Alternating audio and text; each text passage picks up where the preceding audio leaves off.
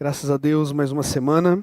A gente vai continuar na nossa série em Apocalipse. O último sermão foi pregado pelo Léo, a igreja de Esmirna.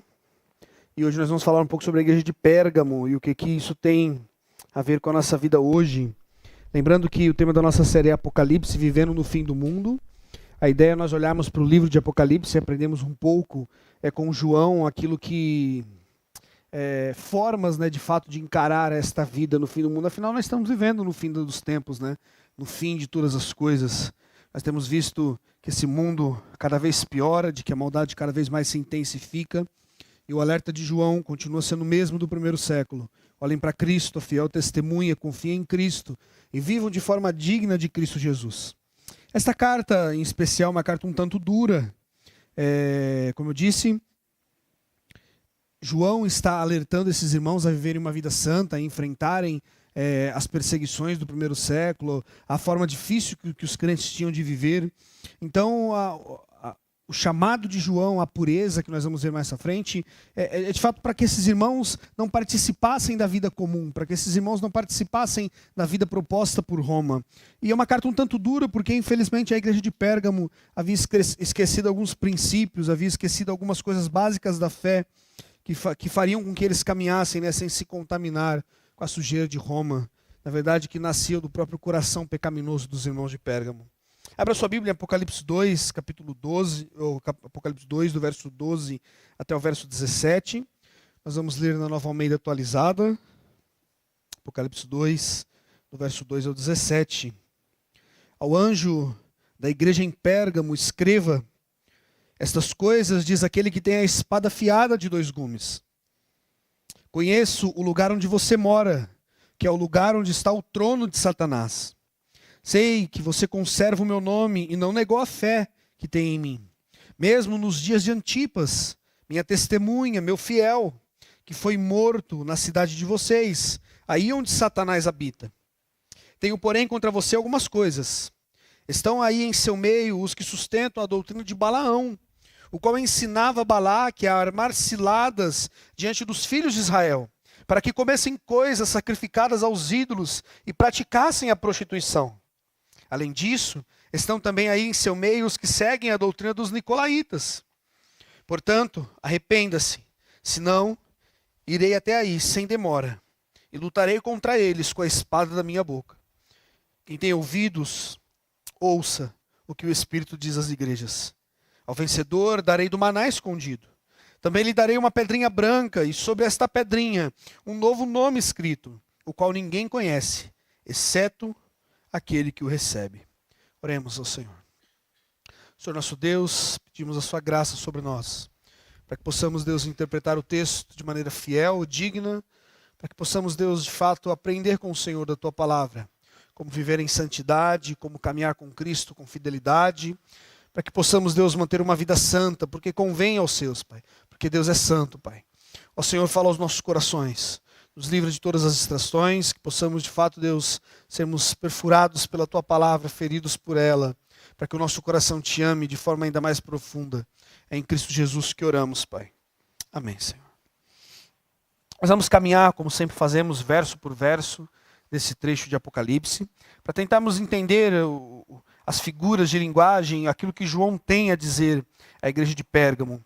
Como toda carta, como as 7 cartas, às igrejas em Apocalipse, todas começam com a visão do Cristo glorificado do capítulo 1 de Apocalipse. Lembra? Quando nós falamos sobre o Cristo glorificado, sobre como ele era, sobre a visão que João tem dele. E aqui não é diferente. João começa dizendo ao anjo da igreja em Pérgamo, escreve: estas coisas diz aquele que tem a espada afiada de 2 gumes. Como eu disse, aqui a ideia de anjo não é a ideia do pastor da igreja de Pérgamo ou líder. A palavra que João usa para anjos aqui, assim como todo Apocalipse, é a ideia dos anjos mesmos, os ministradores de Deus. E esta carta ela já começa com um teor um tanto de juízo.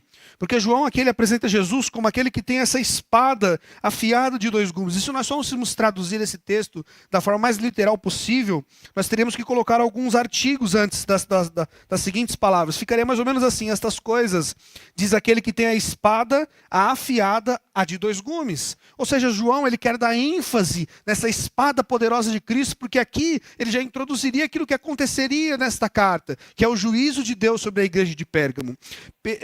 João está alertando esses irmãos da Ásia com todas as letras possíveis que eles deveriam temer este Cristo.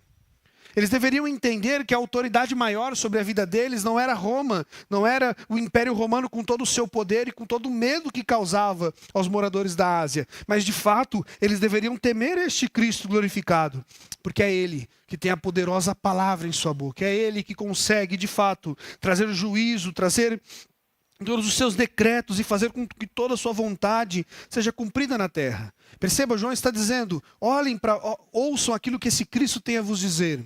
Porque de fato a palavra dele é poderosa. É ele quem determina o curso das coisas. É ele que determina a história. É ele que determina todas as coisas neste mundo.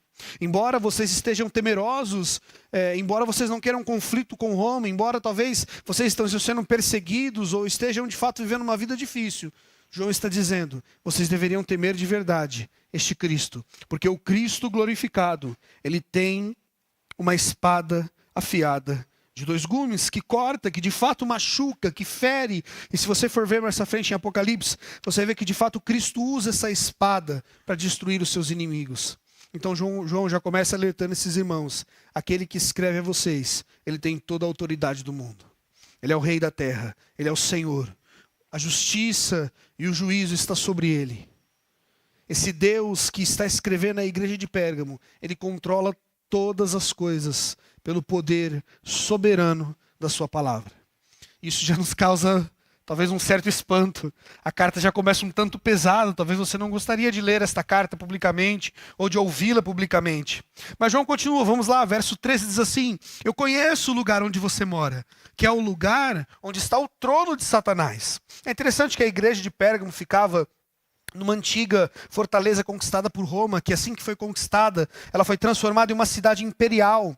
E, de fato, Pérgamo se tornou um importante símbolo de adoração a deusa Roma.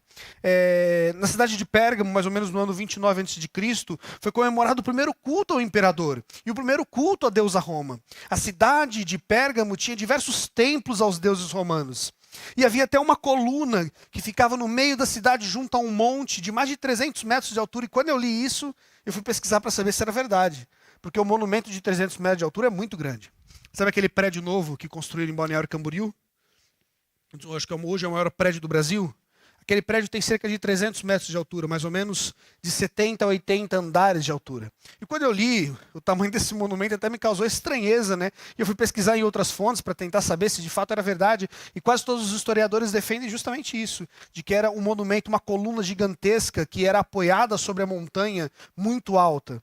E que na época eles mediram aproximadamente 300 metros, talvez seja um pouco menor. Mas o que é estranho é que junto a essas colunas haviam diversos templos a outros deuses. O que mostra que, de fato, a igreja de Pérgamo ficava num lugar totalmente rodeado e cercada por adoração, por templos, por cultos, ou até mesmo, como eu disse, o templo da deusa Roma estava na cidade de Pérgamo. Ou seja, a igreja estava justamente como Cristo a descreve, no lugar onde Satanás havia edificado o seu trono. E por 2 vezes João na carta diz que Cristo, ele sabe que a cidade de Pérgamo era um lugar onde Satanás habitava. E é justamente por isso indicando a idolatria, indicando justamente que esses irmãos estavam cercados de todos os lados pela idolatria. De que não era fácil ser crente em Pérgamo. Talvez em Éfeso fosse mais fácil. Sabe, talvez em Esmirna não, que Esmirna também era difícil. Mas em outros lugares talvez fosse muito mais fácil. Mas na cidade de Pérgamo, um importante centro religioso da época, a cidade do imperador. Sabe, onde você tinha o templo da deusa Roma, onde você tinha o templo do imperador Augusto. E ali as pessoas tinham que prestar culto, tinham que adorar a deusa Roma. E agora esta igreja foi ali plantada. E é engraçado, né? Por que Deus planta uma igreja onde Satanás tem o seu trono? Por que Deus edifica uma igreja numa cidade tão hostil à adoração, numa cidade tão idólatra, sabe, tão suja pela prostituição, pela pornografia, porque era muito comum naquela época que os templos tivessem as suas prostitutas cultuais, que eram as sacerdotisas da época, e elas realizavam todos os tipos de atos obscenos nas ruas, nos templos. Então, de fato, uma igreja ali corria sérios riscos. Sabe, você estava cercado de todos os lados por toda a imundícia. E João diz de uma forma muito assertiva: ali está o trono de Satanás. Mas perceba, o texto continua dizendo: sei que você conserva o meu nome. Perceba, mesmo habitando onde Satanás habitava, numa cidade totalmente promíscua e devassa, Jesus diz que existiam alguns na igreja de Pérgamo que conservavam o nome de Cristo, que não negaram a fé. E ele até cita Antipas, e é muito interessante que Antipas no livro de Apocalipse é uma pessoa muito importante. Ele é o único no livro de Apocalipse que tem nome próprio, você sabia disso? A outra pessoa que tem nome próprio no livro de Apocalipse é João. Mas o outro personagem com nome próprio no livro de Apocalipse é Antipas. Ele é o único Marte citado no livro. Se você ler todo o livro de Apocalipse, você vai perceber que Antipas é o único Marte que é citado no livro. E João cita Antipas como uma testemunha fiel, como alguém que não negou a fé, como alguém que manteve o seu testemunho. As mesmas palavras que João usa no capítulo 1, versículo 5, para descrever a Cristo como a fiel testemunha, ele usa para descrever Antipas como alguém que foi fiel e fiel até a morte, como alguém que não renunciou à sua fé. Existe um estudioso chamado Kraybill, que ele afirma com razão que o fato de Antipas ser o único mártir mencionado em Apocalipse sugere que a perseguição letal era possível, mas ainda não era comum para os cristãos da Ásia Menor. E às vezes, eu sei que a gente fala muito que na Ásia Menor do primeiro século a igreja era muito perseguida, mas perceba, em especial na cidade de Pérgamo, e a gente vê isso no versículo 13, quando Jesus diz: eu conheço o lugar onde você mora, essa frase traz a ideia de que essas pessoas que moravam na cidade de Pérgamo, provavelmente, elas tinham nascido em Pérgamo e elas participaram, e elas já nasceram numa Pérgamo dominada pelo Império Romano. E o que isso implica? De que alguém que nasce em uma cidade romana é um quê? É um cidadão romano. Então perceba, quando João relata que em todo o livro de Apocalipse que só existiu um mártir nesse primeiro século, no começo do primeiro século, que é Antipas, dá a entender que de fato essa perseguição ainda não estava tão acalorada, ou como a gente conhece nos tempos de Nero, ou de outros governadores, ou de outros imperadores futuros, mas de que fato esses irmãos eles estavam protegidos por esse título de cidadão romano, eles nasceram ali. É muito provável que na igreja de Pérgamo a maior parte dos crentes nasceram em Roma. Ou seja, se você tivesse um título de cidadão romano, você estava mais tranquilo. Um cidadão romano ele não poderia ser açoitado, um cidadão romano não poderia ser crucificado, ele não poderia receber nenhum tipo de castigo público. Então imagina, Antipas, por mais que fosse um cidadão romano, ele preferiu ser fiel testemunha de Cristo e servir a Cristo do que participar de toda a imundícia de Pérgamo. Ou seja, João ressalta que este homem abriu mão dos seus títulos, que de fato era muito cobiçado, esse título de cidadão romano, mas ele foi fiel testemunha. Olha que interessante, outra coisa que devemos pensar: se era difícil você ser perseguido de uma forma letal por Roma, o que esse Antipas deve ter feito para que Roma o matasse publicamente? Porque é isso que dá o texto a entender. Quando disse que ele foi morto na cidade de vocês, aí onde Satanás habita. No final do verso 13. E essa frase ela pode ser traduzida como aquele que foi executado diante de vocês. Então, se todos os membros da igreja de Pérgamo eram cidadãos romanos e não podiam, de fato, serem açoitados ou serem expostos a vergonhas públicas, o que aconteceu com Antipas? Que foi assassinado e morto na frente de todo mundo. E a resposta está na própria afirmação de João. Por quê? Porque Antipas era uma fiel testemunha. A ponto de Cristo chamar Antipas de o meu fiel, a minha testemunha. Ou seja, aquele que manteve o testemunho de Cristo até o fim. Aquele que entendeu o Evangelho. A mesma expressão, a minha fiel testemunha. O meu fiel. João está dizendo que assim como Cristo, que foi fiel até o fim, Antipas também tinha sido fiel até o fim. E qual que foi a paga de Antipas? A mesma de Cristo. Foi exposto como vergonha. Foi morto. Foi condenado, foi açoitado pelo Império Romano. Foi executado. A paga da vida fiel de Antipas foi isso. Tanto como Cristo também. E aqui nós precisamos pensar na seriedade da vida cristã. Porque João está dizendo que alguém que é fiel, que teme a Deus, que guarda os seus mandamentos, ele de fato vai ter uma vida difícil. Porque não tem como você ser crente, ser temente a Deus, ser fiel a Deus e se relacionar com a nojeira do mundo que nos cerca. Talvez hoje nós não temos o Império Romano, mas o mundo continua caído, continua sujo, continua imundo. E como é que nos mantemos fiéis a Deus e tementes a Cristo? Quando em nosso coração estivermos de fato dispostos a ser uma fiel testemunha, custe o que custar. Mesmo que possamos perder os nossos bens, mesmo que possamos perder os nossos amigos, os nossos familiares, mas que o nosso coração esteja de fato firmado nesta verdade, de que eu preciso ser como Cristo, uma fiel testemunha de Deus. E como eu disse, Antipas, ele sofreu por sua fidelidade.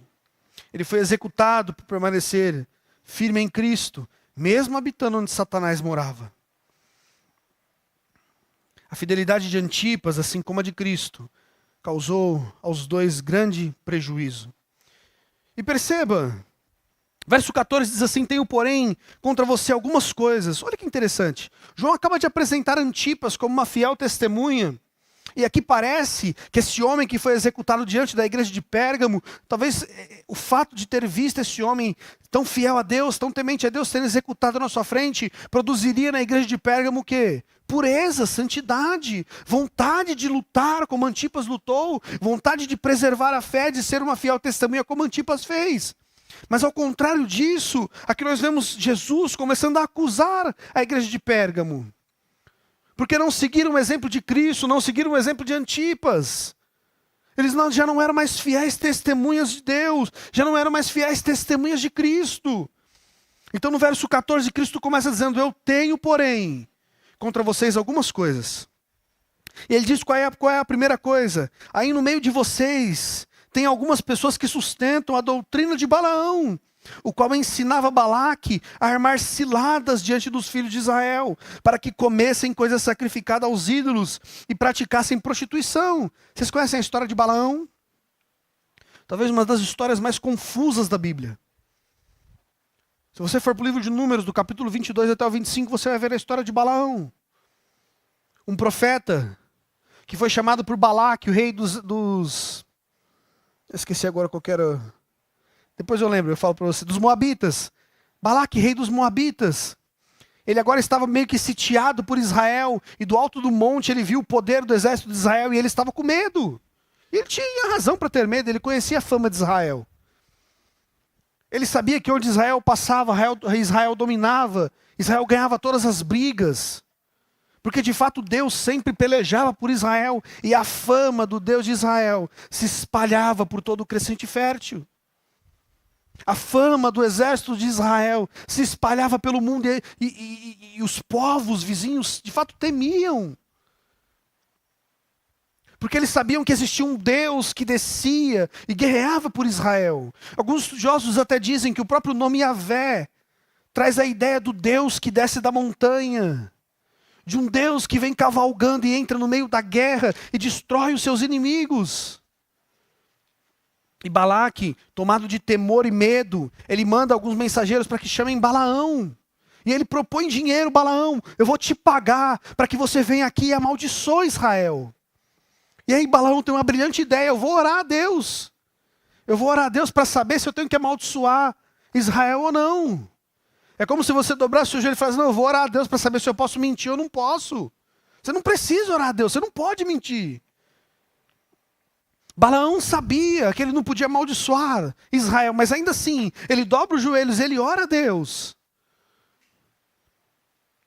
E ele nega o convite dos enviados de Balaque, mas Balaque insiste.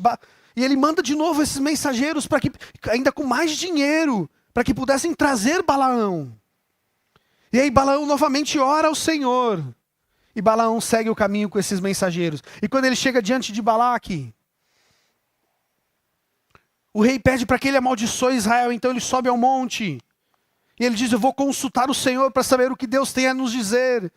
E Deus diz a Balaão de que aquele povo não poderia ser amaldiçoado, porque Deus o havia abençoado. Então Balaque se sente revoltado porque ele havia oferecido dinheiro e ele esperava que o profeta amaldiçoasse o povo. E mais uma vez, Balaão ora a Deus. E Deus diz: Balaão, eu abençoei Jacó. Eu abençoei a casa de Israel. Não existe encantamento que possa pegar sobre ele. Então fique tranquilo. Hoje eu vejo que muito crente que tem medo de macumba, que tem medo de obra de feitiçaria. O texto diz muito claro que não há encantamento contra a casa de Jacó. Porque aqueles a quem Deus abençoou, ninguém pode amaldiçoar. Então Balaque se sente ainda mais revoltado e propõe uma quantia absurda de dinheiro para Balaão. Mas Balaão novamente ora ao Senhor.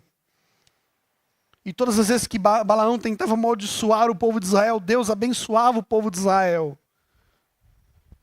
Então Balaão, de uma forma assustadora, ele dá um conselho demoníaco a Balaque. Ele diz: você quer destruir Israel?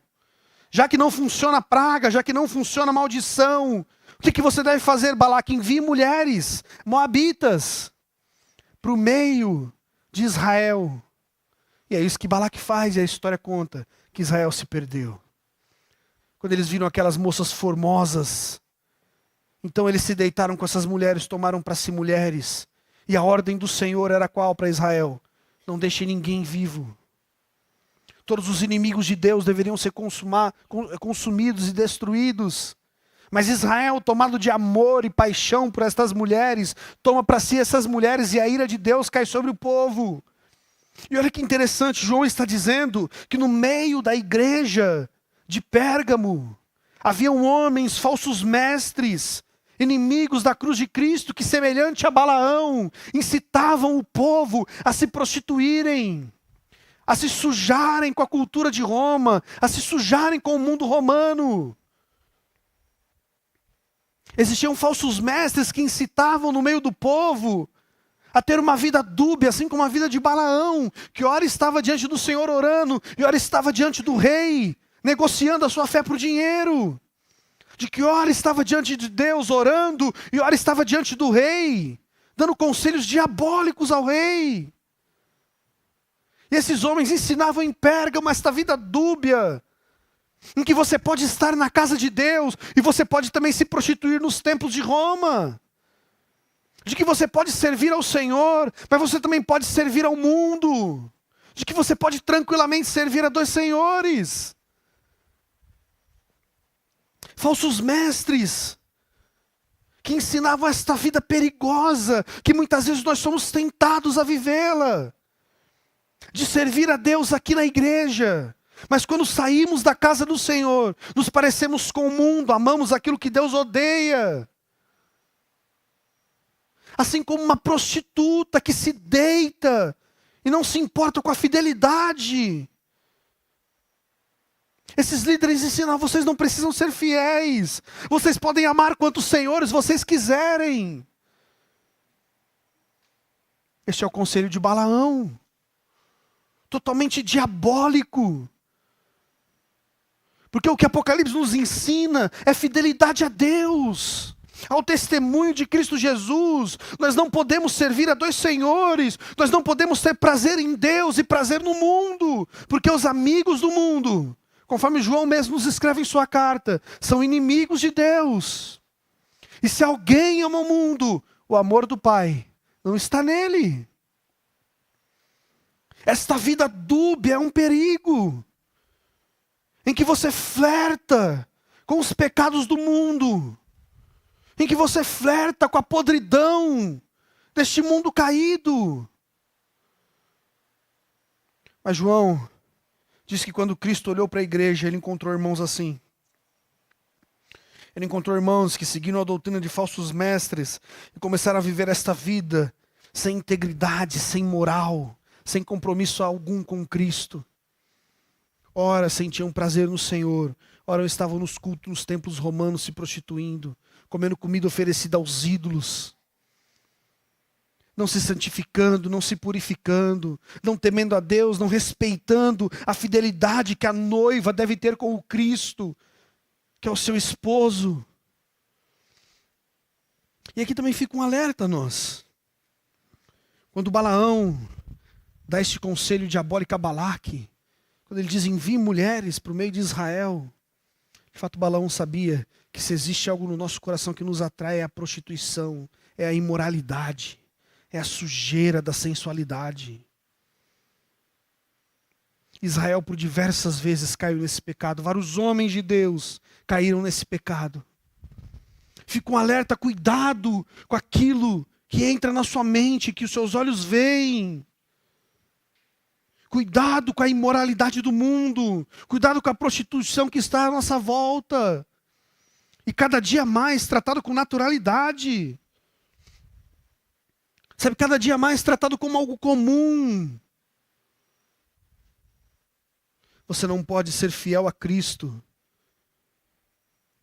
se você se deitar com tudo aquilo que Cristo odeia. Cristo, ele tem uma esposa e não uma prostituta. Por mais que essa mensagem seja dura, Jesus está escrevendo uma igreja. Uma igreja onde haviam homens e mulheres que estavam se prostituindo, comendo comida impura, vivendo uma vida dentro da igreja e uma vida fora. Então o conselho de João é cuidado. Em segundo lugar, nós temos os nossos conhecidos nicolaítas, que praticamente falavam a mesma coisa que falavam os que seguiam a doutrina de Balaão. Só que agora os nicolaítas, eles tinham um nome, né? Me parece que os nicolaítas, eles eram meio que como se diz, que um grupo já estabelecido, que andavam pelas igrejas ali da Ásia Menor, pregando esta vida dúbia, esse cristianismo meio agnóstico, esse gnosticismo, né? Essa vida onde você serve a Deus com o seu espírito, mas você entrega seu corpo aos seus prazeres, afinal, o corpo é material, o espírito não. Mas nós sabemos que o Evangelho não nos ensina isso, que nós devemos servir ao Senhor com todas as nossas faculdades, que o nosso corpo deve servir ao Senhor, aquilo que pensamos, aquilo que fazemos. As intenções do nosso coração, todas estas coisas devem estar sujeitas ao senhorio de Cristo. Mas os nicolaítas ensinavam diferente. Vocês podem viver de qualquer forma, o que importa é o seu espírito. Sabe aquela famosa frase: mas eu amo a Cristo, eu amo a Deus. E é isso que importa. Eu não o sirvo. Eu passo a minha vida inteira amando o mundo, mas eu amo Deus. De vez em quando eu vou na igreja. Esse era o cristianismo. Essa era a forma de vida perigosa que Cristo está alertando aos irmãos em Pérgamo. Cuidado! Não há como você servir a Cristo sem fidelidade a Cristo. Ninguém deve se casar com uma mulher que não é fiel, com um homem que não é fiel.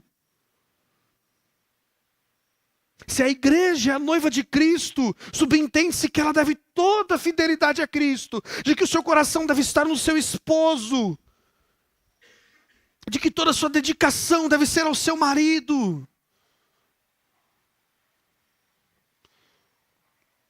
Não tenha uma vida dúbia. Sabe, não divida o mundo entre sagrado e profano, para que aqui você viva o sagrado e lá fora você vive o profano. Todas as coisas são de Deus. Nós cansamos de falar isso aqui na igreja. Da sua adoração, da forma como você assiste o culto, da forma como você toma o seu café da manhã, como você se dedica aos estudos, como você trabalha. Todas estas coisas devem ser feitas para a glória de Deus. Por quê? Porque a noiva deve ser fiel ao seu esposo. Ela não deve só ser fiel dentro de casa, não. Ela deve ser fora, no trabalho, em qualquer outro lugar. E este mundo é sujo. Lembra quando nós falamos sobre Eclesiastes? Esse mundo está tomado pela poeira da queda. Tudo abaixo do sol é podridão. Ou seja, tem muita coisa para nos contaminar. E ser fiel neste mundo exige dedicação, compromisso, luta. É difícil? É claro que é difícil. Nós vamos cair sim, nós vamos tropeçar. Mas a noiva que é fiel, ela sempre luta pelo amor do seu marido, por fazer o melhor. E o que Cristo espera de sua noiva de fato é fidelidade. E bem diferente dessa figura tão ilustre que João nos apresenta, que é Antipas, nós temos esses irmãos que seguem o conselho de Balaão e vivem como se Deus não existisse fora da igreja. Então, verso 16, João diz: portanto, arrependa-se, senão irei até aí sem demora, e lutarei contra eles com a espada da minha boca. João adverte a igreja da necessidade de arrependimento de uma vida pura. Caso contrário, eles enfrentariam um inimigo terrível, mais assolador do que Roma. Eles enfrentariam o próprio Cristo. O que Jesus diz à igreja de Pérgamo é que se vocês não se arrependerem, Jesus diz: eu irei até aí. Eu vou lutar contra eles com a espada da minha boca. O capítulo 19 de Apocalipse diz que ele ferirá todos os seus inimigos com a espada de sua boca, com o poder da sua palavra. Perceba, João está alertando a igreja de Pérgamo que eles deveriam temer a Deus e não a Roma. João está nos alertando que devemos mais temer a Deus do que os homens. O que Roma poderia fazer com aqueles irmãos que Deus não poderia fazer muito pior?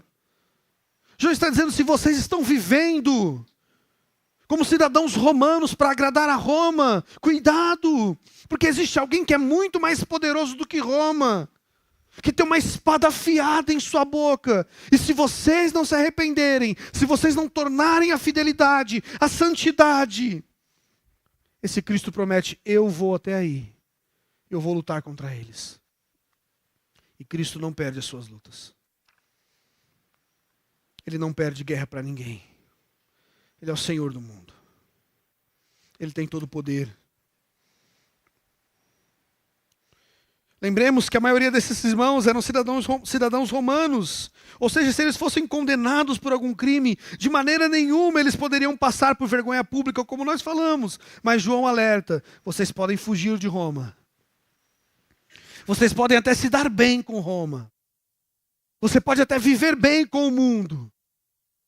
Você pode até se dar bem com a imoralidade da sua faculdade, do seu trabalho, dos seus pensamentos. Você pode se livrar do julgamento dos homens, se adequando à forma como o mundo quer que nós vivamos. Mas Jesus nos alerta: ninguém escapa de Cristo. João nos alerta de que ele vai lutar contra os seus inimigos. E todos aqueles que não são fiéis, noivos de Cristo, são inimigos de Cristo.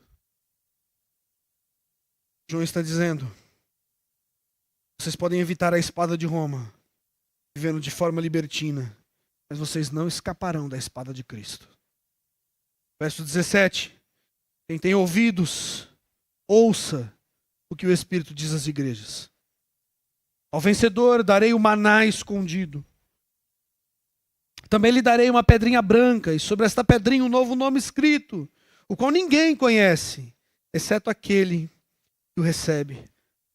Lembra que eu disse que Antipas, assim como Cristo, fiéis testemunhas, tiveram como paga o açoite público, a morte pública. E às vezes parece que a vida de fidelidade não traz nenhuma recompensa. Mas aqui Jesus diz: ao vencedor eu darei o maná escondido. Ao contrário daqueles que achavam que estavam ganhando ao se relacionar com a podridão à sua volta, se encontram as fiéis testemunhas. Aqueles que perderam muito nesta vida, aqueles que abandonaram tudo que os prendia ao velho homem para seguir a Cristo. E Cristo promete uma generosa recompensa. E a primeira recompensa que Cristo promete é o maná escondido. Havia algumas lendas judaicas que diziam, você vai ver isso, né, no livro apócrifo de Macabeu, você vai ver isso no livro apocalíptico também, de Apocalipse de Baruque. Eu sei que esses livros não são inspirados, mas eles são importantes fontes históricas. E algumas lendas judaicas diziam que quando o templo foi destruído pela Babilônia, Jeremias, o profeta, ele havia escondido o pote com maná que ficava dentro da Arca da Aliança. Vocês lembram que tinha dentro da Arca da Aliança, né? Uma vara de Arão que floresceu, as tábuas da lei e um pote com maná. Vocês lembram o que era o maná? O povo de Israel, peregrinando pelo deserto, sentiu fome. Então Deus fez cair pão do céu. Aquele pão era doce como mel, alimentava o povo.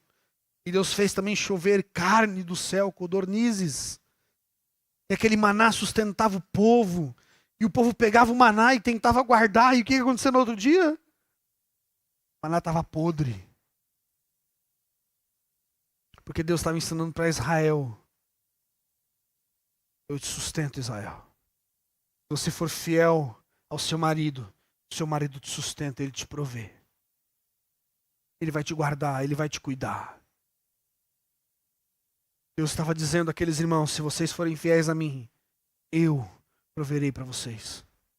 Se vocês forem fiéis a mim, eu protegerei vocês de Roma. Que podem condenar o teu corpo, mas eu posso te livrar a alma. Eu posso preservar a sua vida. Jesus está dizendo àqueles irmãos que se eles forem fiéis a Deus, eles serão sustentados eternamente por aquele que governa todas as coisas. Que se eles vivessem uma vida de santidade e de pureza, eles seriam cuidados pelo eterno Cristo, a fiel testemunha de Deus. E João também diz que aos vencedores, eles receberiam uma pedrinha branca. Mas para a gente isso não faça muito sentido, né? A gente às vezes olha para isso e fica pensando, para que eu quero uma pedra branca, né? A gente vai crescendo e vai perdendo a beleza das coisas, né? Vai perdendo a simplicidade. O Bernardo e o Benjamin, quando encontram uma pedra, acham aquilo fantástico. Na casa tem umas pedrinhas redondas. Eles pegam aquelas pedrinhas e ficam brincando e guardam. Minha mãe tem um potinho com um monte de pedra. Eu não sei nem de onde que é tudo pedra branca e umas pedrinhas mais bonitinhas. Eles pegam aquilo e gostam e acham bonito. Como diz, na nossa cultura isso não tem muito significado. Mas na cultura antiga, sabe, os seixos, as pedras, elas eram usadas para muitos fatores. Por exemplo, quando você estava num tribunal, você era o réu e você estava esperando a sentença do juiz. Se você fosse, de fato, se a sentença fosse favorável a você, você receberia uma pedrinha branca, dizendo que você estaria livre. Mas se você fosse condenado, você receberia uma pedrinha preta, dizendo, você está condenado. Era muito comum esse uso de pedras nesse mundo antigo. Os vencedores de alguma competição, eles recebiam também uma pedrinha branca, que era espécie de um convite para um clube VIP da alta classe de Roma. Ou seja, se você fosse um vencedor, você poderia participar dos banquetes da alta classe, você poderia participar das festas romanas. As pessoas, quando também queriam convidar alguém para sua casa, elas davam uma pedrinha branca escrito o nome daquele que estava convidando. E se a pessoa aceitasse, ela escrevia o nome dela na parte de trás. E João diz que os vencedores receberiam uma pedrinha branca com o nome escrito. Não o nosso novo nome, mas o nome de Cristo. Aquele que está convidando seus vencedores ao seu jantar eterno. Então está dizendo que aos vencedores, Cristo os levará à eternidade para participar eternamente da alegria de Cristo Jesus. Então está dizendo que a sua noiva fiel vai passar a eternidade ao seu lado, segura, protegida, provida. Jesus está dizendo que Ele vai cuidar da sua noiva. Jesus está fazendo um convite aos fiéis. Jesus está dizendo que se vocês forem fiéis, eu garanto, vocês vão entrar no meu clube VIP, fica tranquilo. Que o meu nome vai estar naquela pedrinha. E quando o Rei da Eternidade convida alguém, esse convite é válido. O nome de Cristo estará lá. O anfitrião da eternidade. Aquele que é o Rei do universo. Que está convidando os fiéis, os santos, os que lutaram contra as impurezas, os que lutaram contra os seus demônios, contra os seus infernos, que lutaram contra os seus pensamentos ruins, que lutaram contra a impureza do mundo, que lutaram por viver uma vida santa, ainda que pecadores remidos pelo sangue de Cristo, mas que lutaram pela santidade, que lutaram para ser fiéis a Deus. Jesus está dizendo que a estes, a Antipas, a Cristo, a vida eterna está garantida. É o que Cristo nos diz. Ele é primogênito dos mortos. Ele é aquele que venceu a morte e garantiu a fiel testemunha, o direito à vida eterna. Antipas perdeu a sua vida por causa de Cristo. Cristo perdeu a sua vida pela sua obediência ao Pai. Mas Jesus garante que as fiéis testemunhas serão convidadas por Cristo a participarem da eternidade ao seu lado. Se é um chamado, Apocalipse nos faz a uma vida santa. Sabe, nós já vivemos o fim do mundo. Você não precisa sair muito longe para você ver a nojeira que o mundo está. Pega seu smartphone. Abre o Instagram. Sabe, abre o TikTok. Abre qualquer coisa de rede social. Sabe, vai assistir uma pregação do Augusto Nicodemos que você vai ver o que vai passar no comercial. Somos expostos à impureza, à podridão do mundo a todo momento. Somos tentados a ter uma vida santa aqui dentro e lá fora, nos parecemos com o mundo para ser aceito. Eu sei que o nosso coração é tentado a você participar da sua galera da faculdade para todo mundo gostar de você. Todo mundo gosta de ser aceito. Eu sei que às vezes você é tentado a mentir com a galera, a fazer aquilo que todo mundo faz. Todos nós somos. Lembra, João está escrevendo para crente. Todos nós somos tentados a isso. Sabe, a nos enquadrar aos padrões deste mundo. Mas lembre-se, Jesus não se relaciona com prostitutas. Ele se relaciona com a sua noiva. E a noiva tem que ser fiel. A noiva tem que ser santa. O coração dela tem que ser do noivo. O coração da igreja tem que ser de Cristo Jesus. Sabe, o seu coração tem que ser de Cristo Jesus. Sabe, que é andar de uma vida pura. Observe os caminhos do Senhor, observe a vontade de Deus. O Salmo já nos alerta sobre isso. Como pode o jovem guardar puro o seu coração? Colocando a palavra de Deus aqui dentro. Sabe, colocando a palavra de Deus aqui, dentro do coração. Para que aquilo que você pense, para que aquilo que você faça, seja de acordo com a palavra de Deus. E vivamos uma vida santa. Para que no fim de todas as coisas, a gente possa sentar naquela grande mesa eterna, alegres. Saber que talvez nós não conquistamos tudo que a gente queria. Que talvez nós perdemos muitos amigos por causa da santidade. Que talvez você não conseguiu o cargo de CEO. Mas agora você está ali, do lado dos seus irmãos em Cristo. Do grande Deus, eternamente sendo provido e sendo sustentado por Ele. Vamos orar? Senhor nosso Deus, nós te louvamos. Te agradecemos pelo seu amor, sua eterna bondade, pelo seu cuidado. Oh, Deus, nos faz santos, Pai. Nos faz uma noiva santa, Pai. Que ame só o Senhor e somente o Senhor. Pai. Leva uma vida de integridade, onde entendamos que o mundo é o lugar onde devemos exercer a nossa fé. Onde devemos mostrar a nossa fidelidade, o nosso amor, o nosso comprometimento a Deus, Pai. Deus tem misericórdia de nós, Pai. Ó Deus, nos livra das impurezas desse mundo, Pai. Ó Deus, para a glória de Cristo que oramos. Amém, Senhor.